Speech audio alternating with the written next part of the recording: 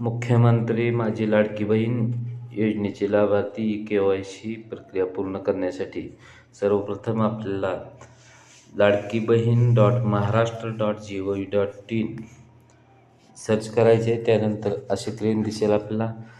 त्यानंतर पहिल्या बॉक्समध्ये लाभार्थी KYC प्रक्रिया पूर्ण करण्यासाठी येथे क्लिक करावे, यावरती क्लिक करायचे. हा बॉक्स ब्लिंक होत आहे. त्यानंतर लाभार्थी आधार क्रमांक टाकायचा आहे.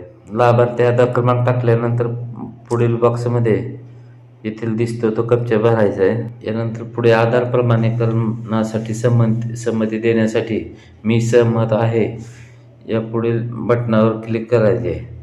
यानंतर OTP पाठवावरती क्लिक करायचे. त्यानंतर आपल्या आधार लिंक मोबाईल नंबरवरती OTP येईल. तो OTP पुढील बॉक्समध्ये भरून घ्यायचा आहे. OTP घेतल्यानंतर पुढे येथे वडिलाचा किंवा पतीचा आधार क्रमांक टाकायचा आहे. आधार क्रमांक टाकल्यानंतर पुढील बॉक्समध्ये कॅप्चा भरून घ्यायचा आहे. त्यानंतर आधार प्रमाणीकरणासाठी संमती देण्यासाठी मी सहमत आहे यावरती क्लिक करून OTP पाठवावर क्लिक करा.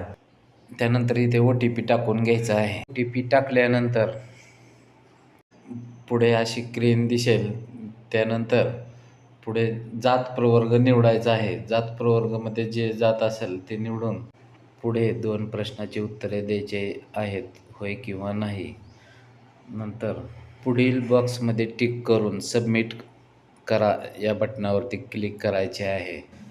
सबमिट केल्यानंतर तुमची KYC पडताळणी यशस्वीरित्या पूर्ण झाली आहे असा मेसेज दिसेल. अशा प्रकारे आपली लाडकी बहीण योजनेची KYC करून घ्या.